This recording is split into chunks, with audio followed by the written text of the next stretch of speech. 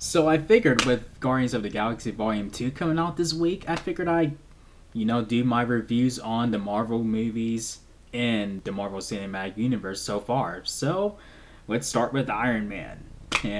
But before I start, there is going to be spoilers in this review, so if you have not seen Iron Man, you may not want to watch this video. So that is your warning. Okay.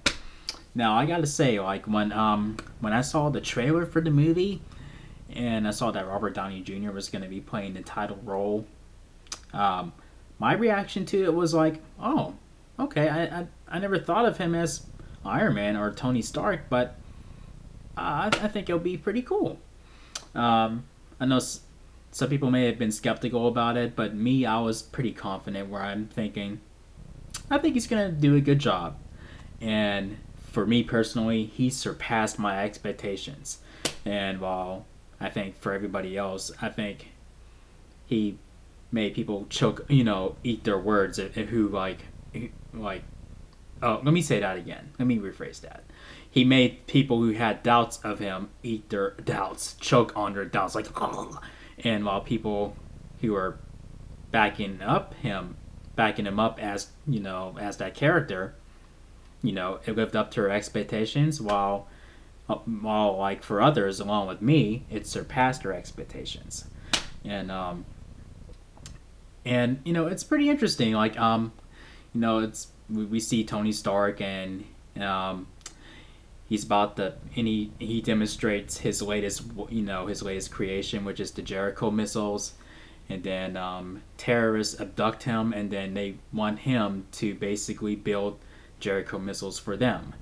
And that's when he decides he needs to escape. And he does that with a box of scraps and everything, and with the help of Jensen. And it's a pretty amazing how he did that. And when I rewatched the movie, and Jensen was telling him how he saved him, and how he put the chest, how he saved, shrapnels from getting into his heart. And then he shows them a jar of a couple of them, and he says, "We called them the Walking Dead." And I didn't. How did I not know he said that? I mean, like, I watched this movie like so many times, and then when I rewatched it, I'm like, wow, he. How did I not know he said that? Jensen started the zombie apocalypse. No, I'm just kidding, just kidding. But I mean, yeah, I mean, like, this movie was it was good, but it had really good character development. But I wish I saw a little bit more of Iron Man in the movie. You know what I mean? We saw more of Tony Stark than we saw of Iron Man, and that is important that we see enough of Tony Stark to really invest into the story. I mean, it's the man beneath the iron suit that we have to care about, before actually seeing him in the suit. I totally get that. I mean, am. I'm definitely agree with that 100%. But I didn't feel that balanced out as far as the Iron Man side of the story.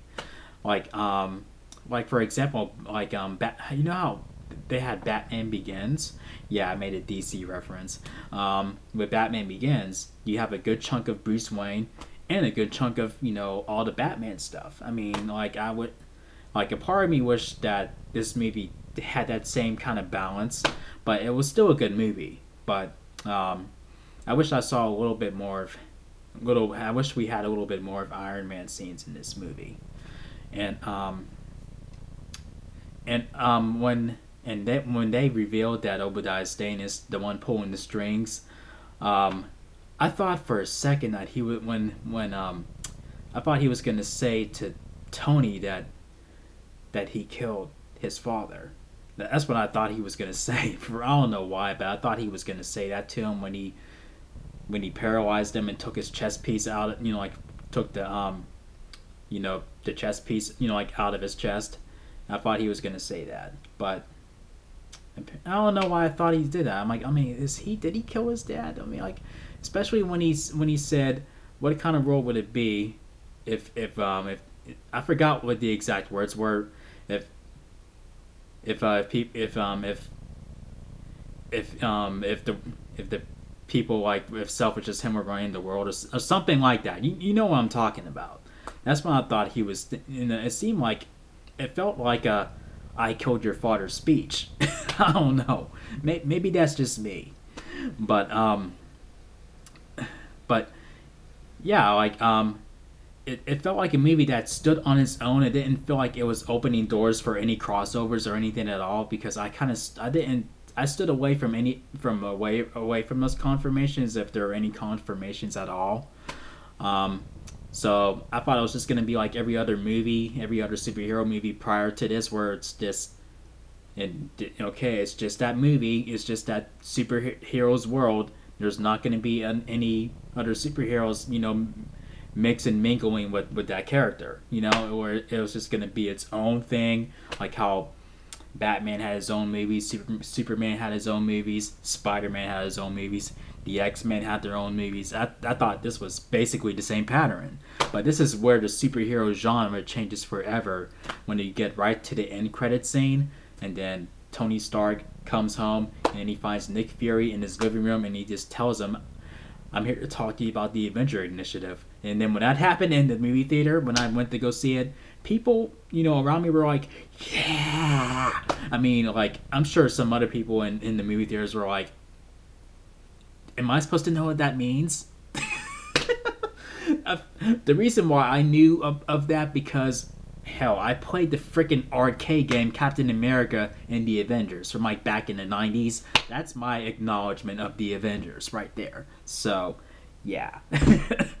But hey, I mean, this was still a very solid movie, and I liked how it opened doors to where Marvel is now. I mean, and it's been like almost 10 years ago. It felt like I just started Phase 1 yesterday. That's how fast it's going. Like, that is crazy. And Robert Downey Jr. He made Tony Stark a household name, and Tony Stark is basically the Mickey Mouse of Marvel. He's like the Mickey Mouse of the Marvel Cinematic Universe. So, with that all being said, this movie deserves 4 solid iron chair spins out of 5. So here we go. 1, 2, 3, 4 solid iron chair spins. So, yeah, so thank you for watching my review on Iron Man. So if you guys enjoyed this review, make sure you thumb up the video and make sure you click subscribe if you're a newbie to the channel. And I will see you guys in my review for the Incredible Hulk. So until then, peace out, y'all.